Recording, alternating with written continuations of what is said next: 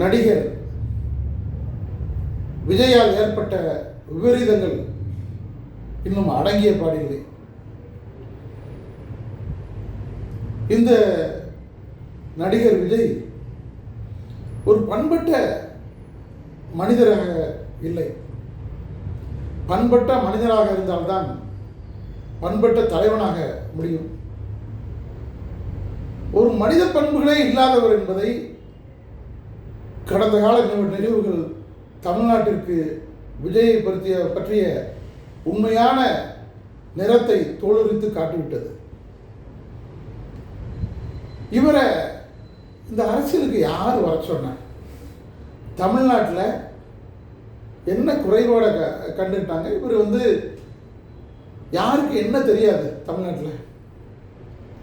ஆக தமிழ்நாட்டில் கடைமட்டத்தில் அளவுக்கு அரசியல் தெரியாத ஒரு ஆள் இருப்பார்னா விஜய் தான் இருக்கணும். அந்த ஆள் தமிழ்நாட்டை தூக்கி நிறுத்த போறேன்ட்டு அரசியலில் குதித்தார். அரசியலில் அவர் குதிக்கலை. பாரதிய ஜனதா கட்சி இந்த அரசியலுங்கிற சமுத்திரத்தில் அவரை தூக்கி போட்டு அதுக்கு கொஞ்சம் பாடங்கள் எடுத்து அரசியல் அரிச்சுவடிகள்லாம் சொல்லி கொடுத்து அவரை கொண்டு இறக்கி விட்டுருந்தா கூட பரவாயில்ல. அப்படி சொல்லி கொடுத்தா கூட இந்த 50 வயசில் அவருக்கு ஏறுமான்னு தெரியாது. ஆனால் அப்படியெல்லாம் தெரியாத ஒருத்தரை இங்கே இறக்கி விட்டுட்டாங்க.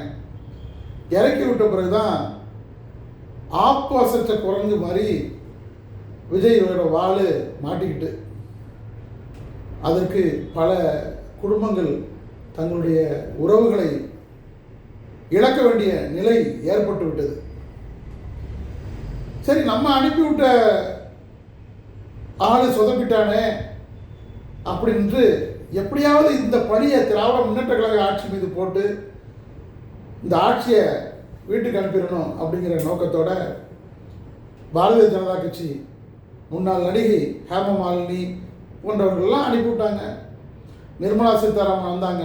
இத்தனை புயல் அடிச்சிச்சு, இத்தனை வெள்ளம் வந்துச்சு. எதுக்காக பார்க்க வந்தாங்களா? வரல. இதுக்கு மட்டும் வந்தாங்க. எதுக்கு? அவங்க அனுப்பிவிட்ட ஆள், அவங்க ஏவி விட்ட ஒரு வெறிநாய் இங்கே பல இழப்புகளை ஏற்படுத்திட்டு அவனை காப்பாற்றி ஆகணும்.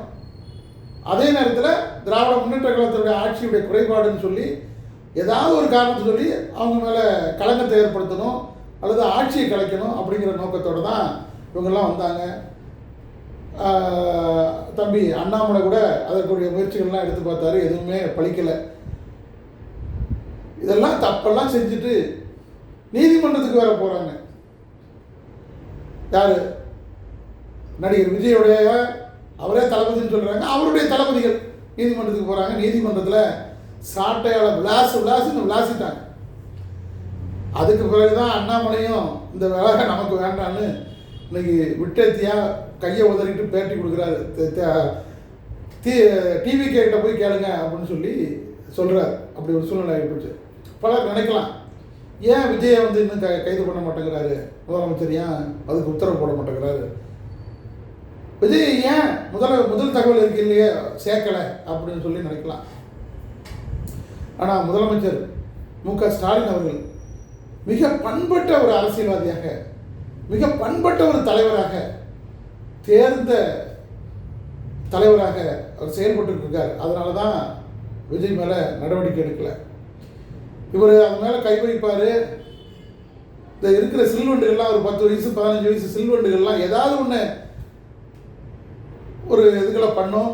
அதன் மூலமாக அந்த ஆட்சி சரியில்லைன்னு சொல்லி கலைக்கிறதுக்கு பிணந்தின்னி கழுகளை மாதிரி பாரதிய ஜனதா கட்சி வட்டம் போட்டுட்டு இருக்குது. இதெல்லாம் உணர்ந்துட்டு தான் ஒரு அமைதியாக காய்களை நகர்த்திட்டு இருக்காரு. அதுக்காக நடவடிக்கை எடுக்க மாட்டாருன்னு சொல்ல முடியாது. எடுப்பார், உரிய நேரத்தில் எடுப்பார், நீதிமன்றம் எடுக்கும்.